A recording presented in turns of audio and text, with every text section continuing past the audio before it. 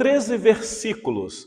Eu vou ler todos os 13 versículos, mas eu já digo para os irmãos que possivelmente nós não conseguiremos chegar até o final, porque hoje nós iniciaremos a revelação das 7 trombetas que os 7 anjos irão tocar. Que aqui é o 7º selo, o último selo que ainda não foi apresentado, porque o capítulo 7 foi um intervalo, ou um prelúdio do que vai vir aqui. Então, por gentileza, acompanhe a leitura aí. Apocalipse, capítulo 8, de 1 a 13. Diz assim a palavra do Senhor. Quando o Cordeiro abriu o 7º selo, houve silêncio no céu cerca de meia hora. Então, vi os 7 anjos que se acham em pé diante de Deus, e lhes foram dadas 7 trombetas. Veio outro anjo e ficou de pé junto ao altar, com um incensário de ouro, e foi-lhe dado muito incenso para oferecê-lo com as orações de todos os santos sobre o altar de ouro que se acha diante do trono. E da mão do anjo subiu à presença de Deus a fumaça do incenso com as orações dos santos. E o anjo tomou o incensário, encheu-o do fogo do altar e o atirou à terra. E houve trovões, vozes, relâmpagos e terremoto. Então, os 7 anjos que tinham as 7 trombetas prepararam-se para tocar. O primeiro anjo tocou a trombeta e houve saraiva e fogo de mistura com sangue, e foram atirados à terra. Foi então queimada a 1/3 parte da terra e das árvores, e também toda a erva verde. O segundo anjo tocou a trombeta e uma como que grande montanha ardendo em chamas foi atirado ao mar, cuja 1/3 parte se tornou em sangue, e morreu a 1/3 parte da criação que tinha vida existente no mar, e foi destruída a 1/3 parte das embarcações. O terceiro anjo tocou a trombeta e caiu do céu sobre a 1/3 parte dos rios e sobre as fontes das águas uma grande estrela ardendo como tocha. O nome da estrela é Absinto, e a 1/3 parte das águas se tornou em absinto, e muitos dos homens morreram por causa dessas águas, porque se tornaram amargosas. O quarto anjo tocou a trombeta e foi ferida a 1/3 parte do sol, da lua e das estrelas, porque a 1/3 parte deles escurecesse e na sua 1/3 parte não brilhasse, tanto o dia como também a noite. Então vi e ouvi uma águia que, voando pelo meio do céu, dizia em grande voz: ai, ai, ai dos que moram na terra, por causa das restantes vozes da trombeta dos 3 anjos que ainda têm de tocar. Até aqui a leitura da palavra do nosso Deus. Então, o capítulo 8 nos apresenta aqui 4 trombetas e, obviamente, o capítulo 9 apresenta as 3 últimas trombetas. O capítulo 8 vai apresentar um juízo de Deus na terra, a criação de Deus. Aparentemente, o ser humano ainda não vai ser atingido aqui, mas no capítulo 9 nós iremos ver que o ser humano não vai escapar desse juízo. Meus irmãos, aqui está um grande desafio para aqueles que estudam o livro do Apocalipse, escrito pelo apóstolo João. Há muita igreja que não atentam para estudar o livro do Apocalipse por causa dos simbolismos, por causa das figuras, por causa daquilo que é apresentado aqui de maneira aterrorizante, lendo o que eu acabei de ler aqui, se a gente não tiver uma visão correta do propósito do livro do Apocalipse, a gente nem dorme. A gente fica falando assim, meu Deus, isso vai acontecer na Terra quando? E se começar a acontecer hoje? Como é que vai ser a minha vida? Como é que vai ser a minha família? Como é que vai ser? O que é que vai acontecer? E a gente pode entrar numa paranoia. Eu tenho dito para vocês aqui que a visão do Apocalipse, nós estamos apresentando para vocês como uma palavra, como uma revelação da parte de Deus que traz esperança, que traz conforto. Não é uma palavra para trazer desespero para o nosso coração. A não ser que você ainda não é alcançado com a graça bendita do Senhor Deus. Porque se você é um crente de verdade, então esta revelação aqui é para te dar confiança neste Deus que te salvou. Então nós estamos olhando para o livro do Apocalipse nesta perspectiva de que nós temos um Deus, criador de todas as coisas, e que nele nós somos mais do que vencedores. Então pode parecer que o caos será instalado, mas esse Deus tem domínio. O mesmo Deus que permite o caos é o mesmo Deus que pode trazer alívio para o seu povo no meio do caos. No meio do caos. Pois bem, meus irmãos, o capítulo 7, que nós encerramos semana passada, é a apresentação gloriosa, esperançosa do povo de Deus que foi selado. Numa apresentação de um número fechado, 144 mil, que na visão do apóstolo João, esses 144 mil é uma multidão inumerada. Então, o que nós iremos ver a partir daqui para frente, meus irmãos, pode parecer assustador, mas se você tiver na sua mente que você já tem da parte de Deus um socorro, porque Ele já te marcou, Ele já te selou, você é dele, então você não vai ser consumido. Ainda que se estas grandes catástrofes vierem e aqui estivermos, nós já temos a garantia de que nós estaremos com o nosso Deus, então já fomos selados. Ele vai apresentar aqui, meus irmãos, o juízo de Deus na humanidade que virou as costas para ele, mas o povo dele ele separou, ele selou, ele marcou, é dele, esses aqui. Aliás, não sei se vocês lembram disso, no capítulo 6, o capítulo 6 é a apresentação dos selos, que o cordeiro, quando abre os selos, o que é que acontece? Vocês lembram que no capítulo 4 é aquela apresentação do Deus Todo-Poderoso, o Criador dos céus e da terra, sentado num trono, recebendo a adoração bendita dos seus, exaltando quem Ele é. O capítulo 4 apresenta esse Deus Todo-Poderoso. Capítulo 5 apresenta, porque lá diante do trono também está o Cordeiro. O capítulo 5 apresenta o Cordeiro de Deus, também recebendo adoração. Ele é bendito eternamente, amém.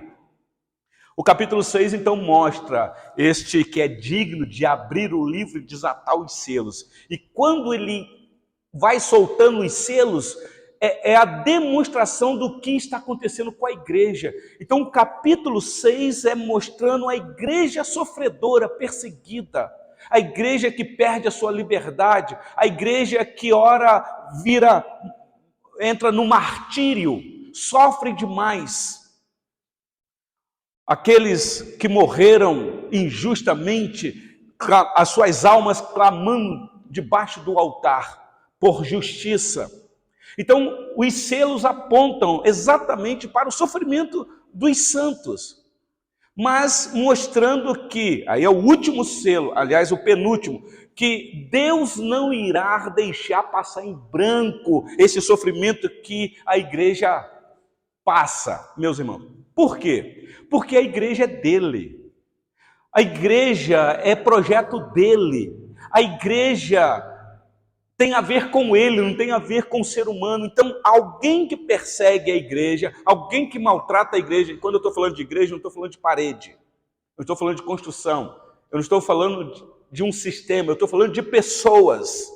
Eu estou falando de gente que foi separado, que foi marcado para um propósito, para uma finalidade de glorificar a Deus. Então, os inimigos da igreja não têm que acertar as contas com a igreja. E aqui já tem uma grande lição para nós, meus irmãos, de não revidar, de não retribuir mal com mal, de não querer fazer justiças com as próprias mãos. Ora, dentro da legalidade, se pudermos nós, então iremos nos defender, mas nada de retribuir mal com mal, porque a igreja perseguida, quem persegue a igreja tem a ver com o próprio Senhor da igreja. Quem é o Senhor da igreja? Isso me faz lembrar do apóstolo Paulo, antes Saulo de Tarso, perseguidor da igreja. E ele achando que estava fazendo uma coisa boa intenção, estava no caminho da legalidade segundo a mente dele. E nós sabemos o que é que aconteceu. O Senhor Jesus aparece para ele dizendo: Saulo, Saulo, por que me persegues? E ele se assusta com aquilo ali, porque ele não estava perseguindo o transcendente, o espiritual, ele estava perseguindo gente que na visão dele eram malfeitores, eram foras da lei, eram pessoas que estavam criando uma outra religião, uma seita na visão dele. E o Senhor Jesus disse: por que me persegues? E aí ele faz a pergunta: quem és tu, Senhor? Eu sou Jesus, a quem tu persegues. Então, quando alguém se levanta contra a igreja, se levanta contra o próprio Senhor da igreja. Foi isso que terminou, se você quiser dar uma olhada, aí no capítulo 6, versículo 12. Deixa eu só ler novamente aqui para refrescar a mente de vocês. Que foi o sexto selo. Olha aí na sua Bíblia. Apocalipse 6, 12. Vi quando o Cordeiro abriu o sexto selo e sobreveio grande terremoto. O sol se tornou negro como saco de crina, a lua toda como sangue, as estrelas do céu caíram pela terra como a figueira quando abalada por vento forte deixa cair os seus figos verdes. E o céu recolheu-se como um pergaminho quando se enrola. Então, todos os montes e ilhas foram movidos do seu lugar. E agora preste atenção no detalhe aqui, meus irmãos. Versículo 15.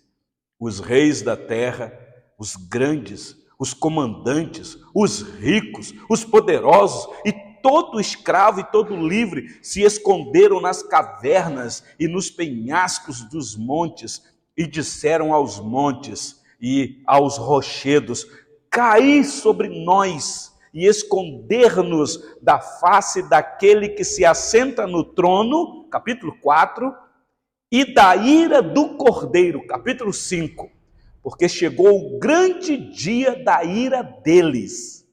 E quem é que pode suster-se? Então, o sexto selo é uma apresentação de que este Deus Todo-Poderoso vai exercer um juízo sobre a humanidade que virou as costas para ele e perseguiu a igreja. Quem é que vai? A pergunta faz a gente pensar no finalzinho. E quem é que pode suster-se? Meus irmãos, é uma pergunta retórica que nós sabemos a resposta. Quem é que pode conter a mão de Deus quando Ele quer agir? Seja para abençoar ou seja para trazer juízo. Ninguém, meus irmãos, ninguém. Por isso é que você olha aqueles que se levantaram na história da igreja contra a igreja, achando que iriam acabar com a igreja, na verdade foi até um serviço para a igreja, porque se levantaram contra a igreja, então Deus se levantou a favor da igreja. E quanto mais eles perseguiam a igreja, mais a igreja militante ia vencendo, ia se espalhando, ia se alastrando, ia crescendo. E aqui nós estamos, meus irmãos. Quem pensou que iria acabar com este povo no primeiro século, no segundo século, no terceiro século, nos séculos passados, se equivocaram poderosamente. Porque hoje estamos aqui no 21º século como cristãos, meus irmãos. A igreja é vencedora, aliás, ela é mais do que vencedora, não por causa dela mesma, não porque ela tem força em si mesma, mas por causa do Deus que é pela igreja. Então guarda isso no teu coração, tá bom, meus irmãos? Por isso o capítulo 7 é uma palavra de conforto, de esperança, dizendo, olha, os meus eu vou selar porque são meus. E ainda que a disciplina pode te atingir, mas vocês são todos meus. O maligno não pode tocar em vocês, porque vocês foram selados, é propriedade exclusiva minha, diz o Senhor Deus. Muito bem, então o capítulo 8 inicia assim, dá uma olhadinha aí. O sexto selo foi aquela manifestação de que vai vir um juízo e quem é que vai conter a mão de Deus? Então faltou o sétimo selo. O sétimo selo é a apresentação, meus irmãos, no ribombar das 7 trombetas que serão tocadas.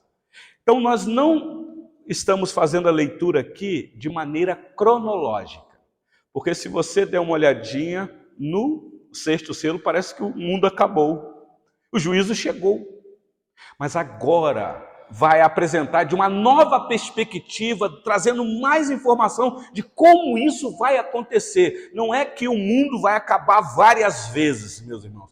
Já explicamos isso daqui no início do estudo do livro. Nós não entendemos e não estudamos o livro do Apocalipse de maneira cronológica. É cíclica. Conta-se uma história e aí para-se, começa de novo e acrescenta mais um dado, para e acrescenta 7 vezes contando este relato para nós. É assim que nós entendemos. Então aqui começa a terceira sessão de 7 que é apresentada aqui no livro do Apocalipse. Então olha aí o capítulo 8, versículo 1. Diz assim: quando o Cordeiro abriu o 7º selo, você sabe que é o Cordeiro irado que está abrindo o selo, é o único digno. Diz o texto que houve silêncio no céu, cerca de meia hora. Várias interpretações aqui do que significa silêncio no céu.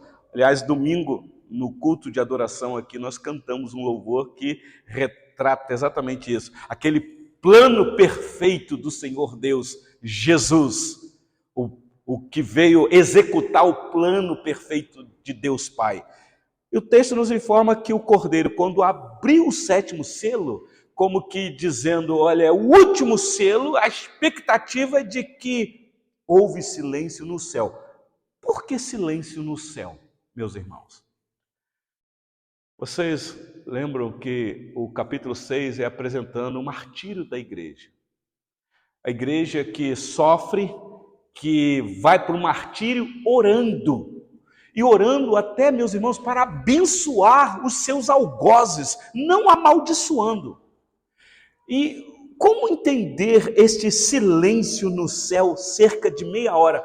É claro que nós aproximamos do Apocalipse, repito, não de maneira literal. Então não entenda que quando ele abriu o céu, houve lá no céu, literalmente, meia hora de silêncio. Então lembra que o livro é um símbolo, ele quer apontar para uma realidade. Quando eu digo que há várias interpretações aqui, e de variadas, teve uma que bem cômica, claro, quem falou isso falou de maneira a descontrair, é evidente. Foi um pastor que gosta de contar piada no púlpito.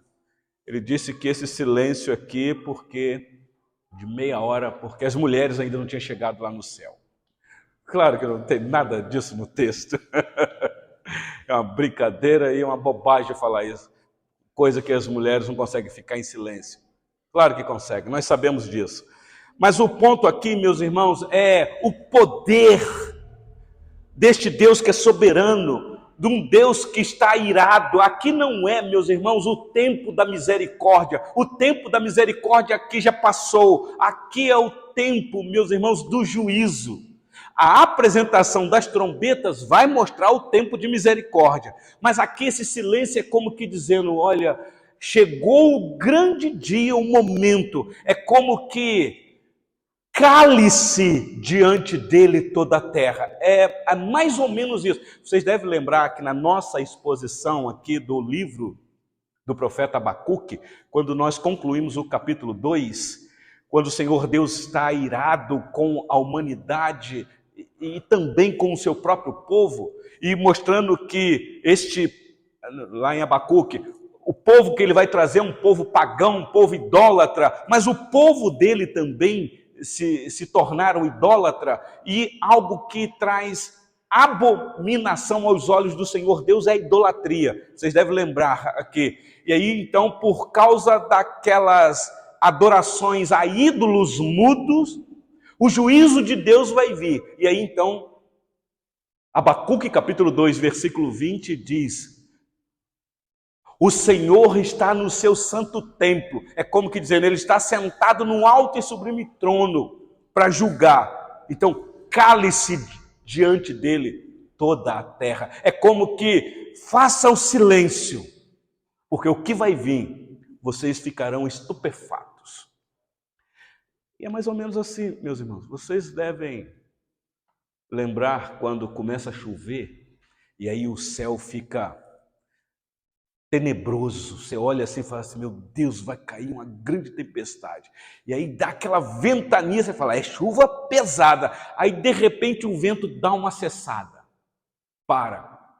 Aí você fica naquela expectativa. Daqui a pouco começa.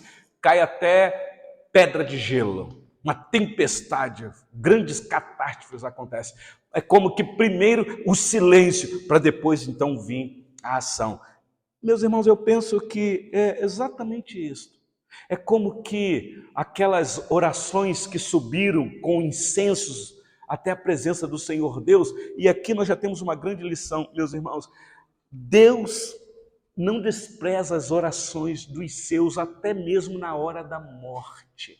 O Senhor Jesus nos ensinou, meus irmãos, a como orar do início ao fim da nossa vida. Vocês sabem que o Senhor Jesus, quando iniciou o ministério dele, ele iniciou o ministério dele orando. Lucas nos informa isto. Quando João Batista vai batizar o Senhor Jesus no Rio Jordão, ele está orando. E porque ele orou, o Pai falou. Porque ele orou, o Espírito Santo desceu, meus irmãos. E ele inicia o ministério dele orando. E ele vai, depois de ser batizado, levado pelo Espírito Santo para o deserto para ser tentado por Satanás. E ali 40 dias e 40 noites em jejum e oração, meus irmãos. O ministério do Senhor Jesus é mostrado, o Senhor Jesus em intimidade com o Pai, em oração. A gente fica perguntando, por que é que ele precisaria orar?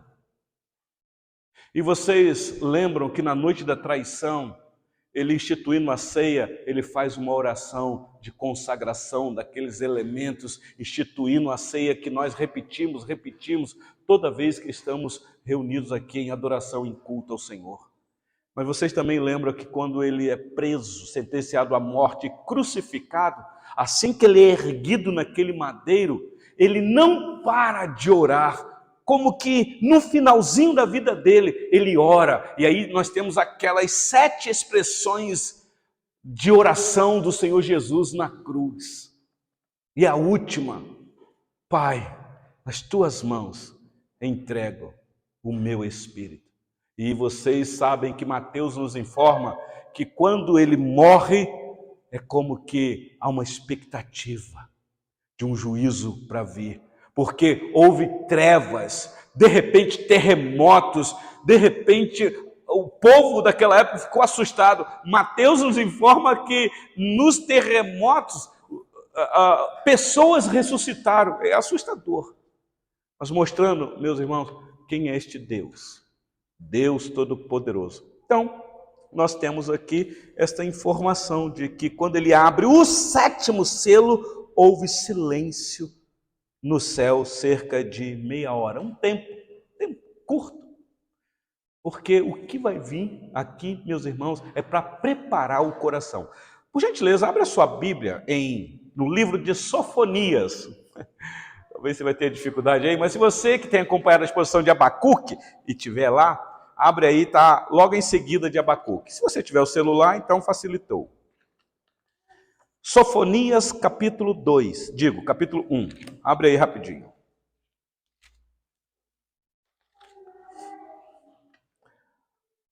Sofonias também é um profeta levantado da parte do Senhor Deus para trazer, meus irmãos, uma palavra de juízo. Será a nossa próxima exposição quando encerrar Abacuque. Será Sofonias.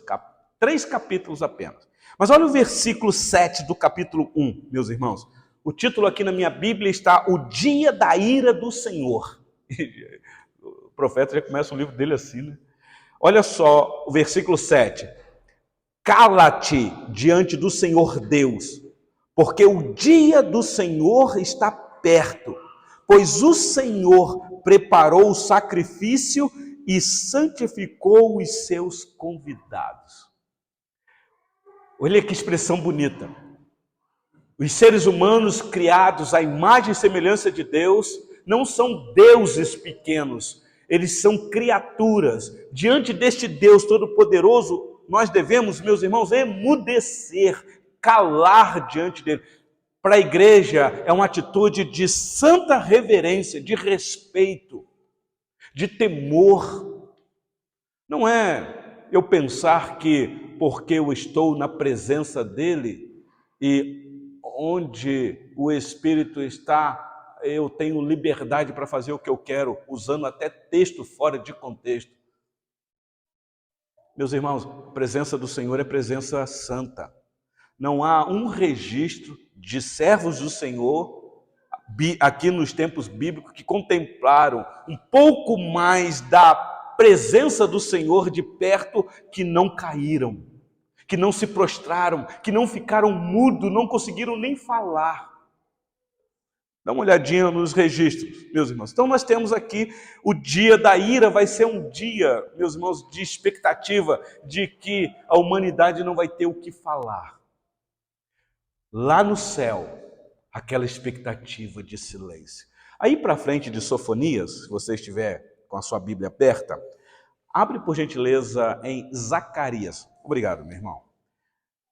Zacarias capítulo 2, versículo 13. Alguém leia por gentileza, se puder. Toda a carne diante do Senhor, porque ele se levantou da sua santa morada. Meu Deus. Cale-se toda a carne diante do Senhor. Isso aqui lembra, o Senhor está no seu santo templo. Cale-se diante dele toda a terra. Por quê, meus irmãos? O ser humano diante de Deus é boca calada por conta dos nossos pecados. É uma bobagem uma pessoa pensar que ela tem direitos legais de exigir alguma coisa da parte de Deus. Nenhum ser humano, meus irmãos, diante de Deus tem direito algum. O direito, se nós pudéssemos usar essa linguagem que nós teríamos da parte de Deus, é condenação, é juízo eterno. Mas este Deus que é tão bondoso, tão misericordioso, ele quis, meus irmãos, atitude soberana, ele quis escolher alguns e marcar e selar para ele.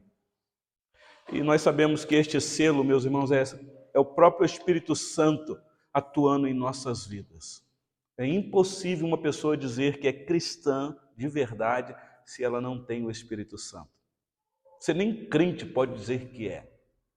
Porque é o Espírito Santo que nos coloca na família de Deus. É o Espírito Santo que age poderosamente na nossa vida para trazer discernimento acerca deste Deus. É o Espírito Santo que traz ao nosso coração santo temor na presença deste Deus.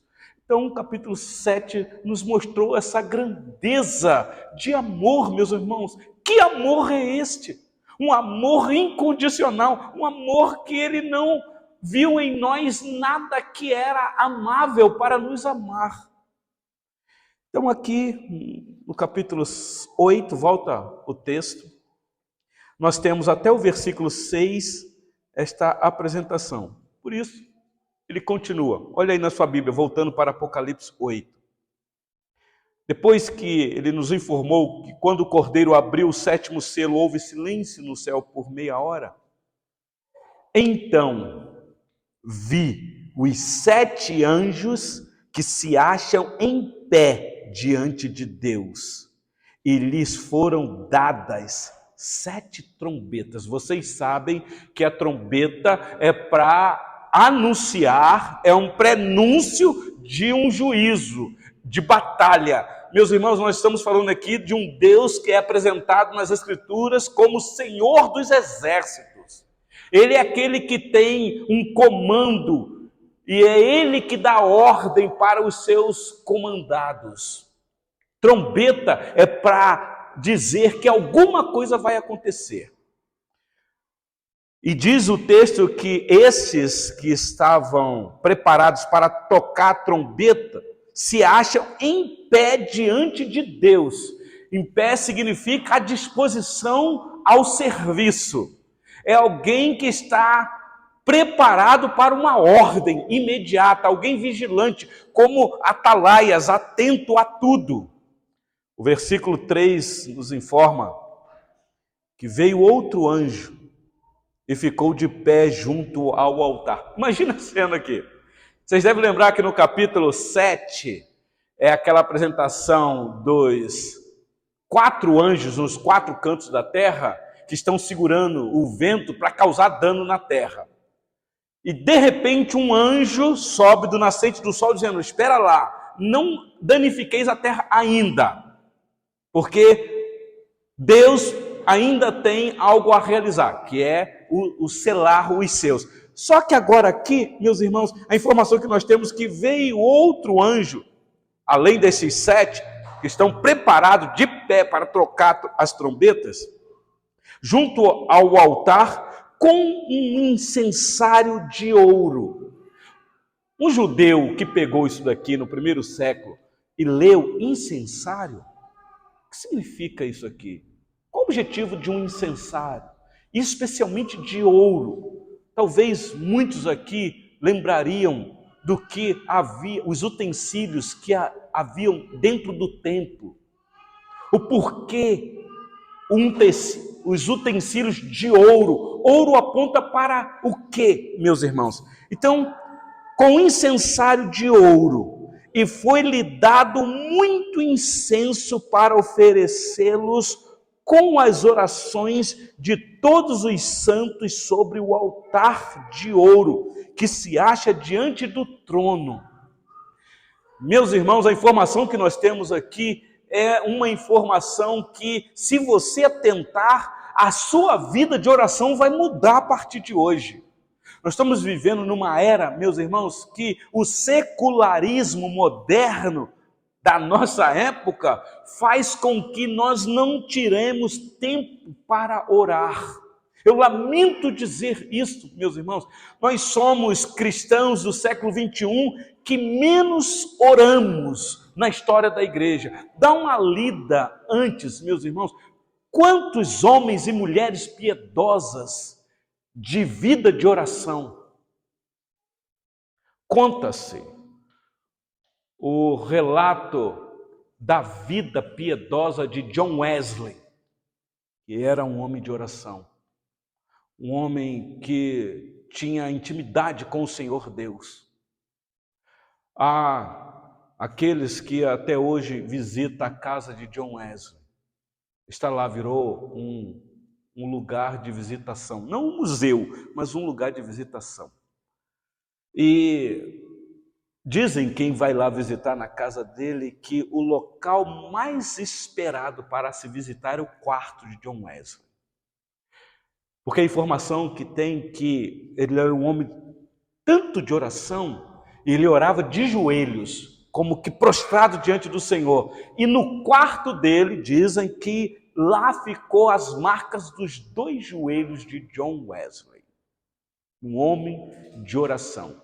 Hoje nós temos essa informação, não porque ele fez isso para aparecer, meus irmãos, é porque nos informaram. E o Senhor Deus também permitiu isso chegar até nós, para despertar em nós alguma coisa. Qual foi a última vez que eu dobrei o meu joelho em oração pessoal, dentro do meu quarto, com intimidade com o meu Pai Celestial que está nos céus? É este relato que é descrito a atitude de Billy Graham. Depois vocês pesquisam na internet aí. De que Billy Graham, na sua juventude, junto com um grupo, visitar esta casa. E chegando lá, contando como foi a vida de John Wesley, um homem que experimentou da parte de Deus uma visitação, que fez a diferença na sua época, influenciou a geração da sua época.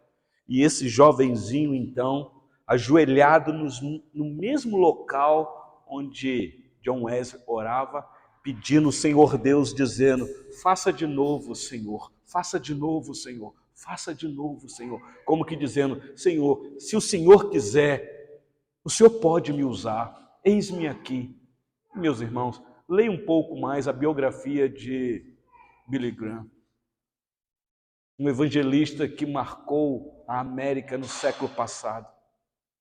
Deixou um legado aí para muitos, meus irmãos. Não estou dizendo que para Deus te usar, você tem que ir na Inglaterra, e você tem que ir lá visitar a casa de John Wesley, e se ajoelhar naquele mesmo local. Não tinha nada de místico naquele local, não tem nada de místico até hoje, meus irmãos. Mas aprove o Senhor Deus ouvir a oração de Billy Graham.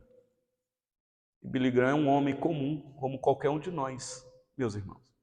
Aliás, isso me faz lembrar o que Tiago disse, fazendo-nos lembrar do profeta Elias, um homem de Deus, usado poderosamente nas mãos do Senhor Deus, mas um homem comum, que tinha suas fraquezas. E aí Tiago diz: ore, porque Elias orou para não chover, e não choveu, e depois orou para chover, e a chuva veio, e era um homem comum. Então ore, porque muito pode na sua eficácia a oração do justo. Olha aqui, meus irmãos, o que este anjo que apareceu de pé junto ao altar com um incensário de ouro na mão, e foi-lhe dado muito incenso para oferecer. E que incensos são esses, meus irmãos? E diz aqui, misturado com orações de todos os santos sobre o altar de ouro que se acha diante do trono. Meus irmãos, as nossas orações não são orações jogadas ao vento, não são palavras sem sentidos, meus irmãos. As nossas orações são assistidas. Nós temos informação pelo apóstolo Paulo, quando escreveu aos Romanos, que o Espírito Santo nos assiste na hora da oração, meus irmãos, porque nós não sabemos orar como convém. Essas orações que chegaram diante do altar do Senhor aqui, diante do trono, aliás, foi por causa da intercessão inexprimíveis do Espírito Santo, aquele que selou os de Deus. Então, se você é um servo de Deus e sabe que é selado, ore. Você que tem o Espírito Santo, ore. Por que não orar? Por que não buscar a face do Senhor Deus em oração? Mas, meus irmãos, nós temos um inimigo, quanto mais, que sabe o valor da oração na vida do cristão, e ele quer fazer de tudo para você e eu não orarmos. Ele quer nos ocupar com outras coisas. Ele quer trazer dificuldades, porque ele sabe que se uma igreja se render em oração, meus irmãos, nós ainda não experimentamos esta poderosa bênção da parte de Deus de vida de oração. Olha aqui o versículo 3, o que está acontecendo. Ele viu quando o cordeiro abriu o 7º selo, silêncio, 7 anjos para tocar trombetas, um anjo aparece como que, espera aí, eu estou aqui com um incensário de ouro, trazido do altar, e me foi dado muitos incensos para misturar com as orações dos santos. Versículo 4, e da mão do anjo subiu à presença de Deus a fumaça do incenso com as orações dos santos. O judeu sabe o que é isso daqui. O trabalho de exercício espiritual dos sacerdotes no templo, quando acendia o incensário, a fumaça. O que a fumaça significa, meus irmãos? Essa fumaça que chega às narinas do Senhor Deus como um aroma suave, porque são orações chegadas até o trono da graça de Deus, não pela nossa sabedoria em orar, as palavras certinhas, orar de acordo com as coisas para acontecer. Não, meus irmãos, porque nós temos o próprio Cordeiro de Deus ao lado do trono da graça que também intercede por nós. Então, olha que maravilha. A oração é como um buquê de flor que você apresenta para Deus nos céus. Só que nós apresentamos para Deus em oração esse buquê com várias flor, com ervas daninhas no meio. Já pensou? Aqui eu estou vendo, tem esposas aqui. Vou usar o exemplo aqui do nosso querido irmão Honoraldo, com a nossa irmã Marluce. Pensa, meu irmão Honoraldo, o senhor vai ser romântico. Eu sei que o senhor é. E aí vai comprar um buquê de flor. Irmão Marluce, comprou um buquê de flor, bonito, aquele buquê caríssimo. E hoje eu quero encantar a minha amada, porque eu sou da minha amada, e a minha amada é minha. Então, o romance, meus irmãos, que coisa maravilhosa. Eu me sinto envergonhado porque hoje minha esposa está aqui. De vez em quando eu tento ser romântico, eu tenho que comprar um buquê de flor para ela. Mas pensa, você compra um buquê de flor e aí vai aquelas rosas bonitas, rosas vermelhas, rosas amarelas e mais outras flores lindíssimas, perfumadíssimas, mas aí vai uns galhos de ortigas também no meio, umas ervas daninhas, e você entrega isso para a irmã Marluce. Faria um negócio desse, irmão Ronaldo? Quando ela tocasse ali, a ortiga ia... As nossas orações por nós mesmos é como um buquê de flores que chegam diante do Senhor Deus com ortigas, meus irmãos. E elas lá nem chegam. Mas o que é que o Espírito Santo faz? Eu estou usando aqui a figura, a linguagem é minha, mas a figura, quem já disse isso foi John Piper. As nossas orações é apresentada para o Senhor Deus como um grande buquê. O Espírito Santo, então, pega esse buquê da nossa mão, com aquelas flores bonitas, mas lá no meio ervas daninhas, e o Espírito Santo vai tirando as ervas daninhas, tirando as ortigas, tirando aquilo que não é belo, para ficar somente o buquê bonito, e apresenta diante do Pai. Aqui está a oração da tua filha, aqui está a oração do teu filho. Pense nisso, meus irmãos. Oração, vida de oração, por isso ore. A oração, a bênção que o Senhor Deus nos concedeu, é um meio de exercício espiritual para fortalecer a nossa fé. É um meio de graça. Não despreze esta bênção. Versículo 5. Eu vou só até o versículo 6 aqui, meus irmãos. Versículo 5 diz: e o anjo tomou o incensário e encheu do fogo do altar e o atirou à terra. E houve trovões, vozes, relâmpagos e terremotos. Eu iniciei esse estudo dizendo, olha, não revide, não retribua mal com mal, não queira fazer justiça com as suas próprias mãos. Ainda que as injustiças possam acontecer conosco aqui neste mundo, meus irmãos, mas entregue o teu caminho ao Senhor, confia nele que o mais ele fará. O salmista diz que se você fizer isso, o Senhor Deus irá realizar os desejos do teu coração. O Salmo não está dizendo que os desejos do teu coração, egoístas, soberbos, pessoais, apenas pessoais, serão realizados pelo Senhor Deus. O contexto do Salmo mostra que o povo está sendo perseguido, está sendo injustiçado, e o povo está dizendo, cadê Deus para agir? Cadê a justiça desse Deus? Ele não vai fazer nada. Acalma, entrega o teu caminho ao Senhor, confia nele, descansa, porque ele vai realizar o desejo do teu coração. Tem o dia certo. Então, meus irmãos, aqui chegou o momento, as orações daqueles dizendo, Senhor, até quando? Até quando? Então o anjo toma esse incensário, cheio das orações, E diz o texto aqui que encheu de fogo do altar e o atirou à terra. E houve então trovões, vozes, relâmpagos e terremotos, dizendo: olha, resposta final da oração dos meus servos. O juízo chegou. O dia da vingança chegou. Aquilo que vocês tanto desejavam chegou. Vocês não fizeram justiça com as próprias mãos e fizeram muito bem em não fazer. E agora, deixa comigo, porque a mim pertence a vingança. Por isso que o versículo 6, e eu encerro aqui, diz assim: então, os 7 anjos que tinham as 7 trombetas prepararam-se para tocar. Não sei se vocês entenderam aqui e prestaram atenção. O tocar as trombetas, me parece, olhando para o texto, é em resposta às orações dos santos. Então, aqueles 7 anjos que estão preparados com as trombetas para tocar, vão tocar porque agora chegou o momento. E aí, meus irmãos, semana que vem nós vamos com calma, uma por uma. Alguém me perguntou no estudo passado, dizendo: pastor, o senhor vai começar as trombetas lá e o senhor vai mostrar para nós em qual período da história nós estamos, quantas trombetas já tocaram? Lembra que o livro do Apocalipse é simbólico, eu não tomo literal. O que vai ser apresentado aqui é que é certo o juízo.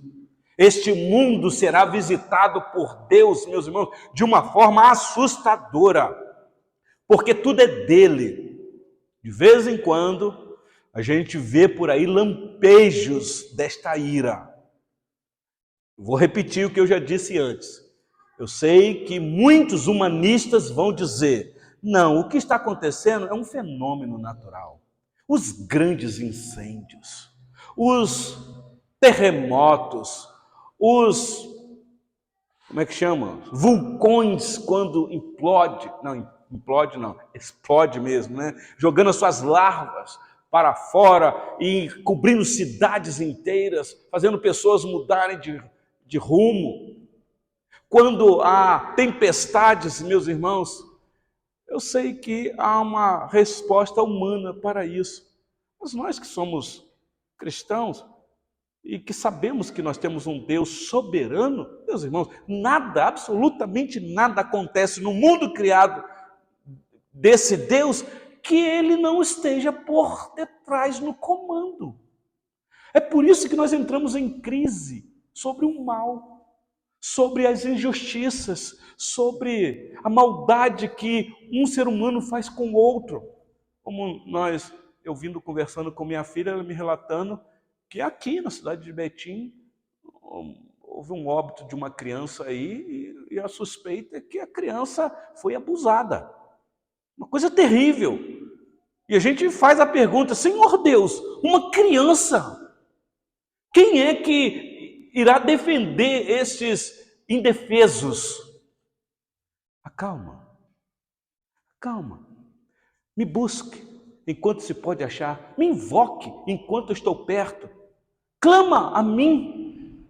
Eu sou um Deus de misericórdia, mas eu também sou um Deus de juízo, um Deus que ira, e na hora certa, meus irmãos, ninguém irá passar impune diante deste Deus, ninguém. Então, a você que está aqui hoje e você que me ouve, saiba que nós estamos no tempo da oportunidade de nos arrependermos, de voltarmos para o nosso Deus, porque Ele é rico em perdoar, porque vai chegar e já está se aproximando um dia de grande juízo. E naquele dia, meus irmãos, não haverá desculpas, porque haverá muitos que se pensavam cristãos que vão dizer: mas Senhor, em teu nome, Senhor,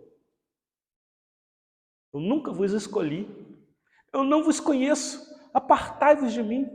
Esses não foram selados, esses não entram na categoria dos 144 mil, esses não fazem parte daquela grande multidão inumerada, porque não viveram de acordo com a vontade de Deus. Eis aqui, meus irmãos, uma lição para nós tirarmos nesta noite. Por isso que é importante o estudo bíblico, por isso que é importante participar de escola dominical. Eu sei que culto público também é uma maravilha, você participar, ouvir um sermão, acessar na internet estudos para poder participar, tudo isso é válido, meus irmãos, mas é importante você ter momento para pensar, para estudar, para aprender, para adquirir conhecimento, para não chegar no dia do juízo e você dizer, não, ninguém me avisou. Ninguém falou disso comigo. Então, está aqui esta preparação. Versículo 1, do capítulo 8, até o versículo 6, é a demonstração de que a igreja é uma igreja que ora. A pergunta que eu faço é, como é que está a tua vida de oração? Como é que é você quando acorda? Qual é a primeira coisa que vem na sua mente? Será que você já coloca o despertador em cima do horário que você já tem que sair, porque é correria e está muito cansado, e aí não tem tempo para parar, para poder pelo menos pensar? Não estou falando um ritual, meus irmãos, mas eu estou falando de você saber que você acordou porque o Senhor é contigo, não foi pelas suas forças. A pergunta que nós poderíamos fazer para o Senhor Deus é, por que é que o Senhor me permitiu acordar mais um dia? Porque o Senhor me conhece. O Senhor sabe o que eu penso. O Senhor sabe o que eu faço. Que amor é esse? Perene amor, como nós cantamos aqui. Amor incondicional. Não despreze esse amor. Então aproveita. Quem sabe a partir de hoje você toma uma decisão dizendo, eu vou melhorar a minha vida de oração. Eu vou buscar mais o Senhor em oração. Eu vou falar mais com Deus. Eu vou falar mais. Meus irmãos, quem ora, quem fala com Deus, briga menos com os homens. Brigar, entenda aqui, no sentido de discussão, de conversas que não edificam.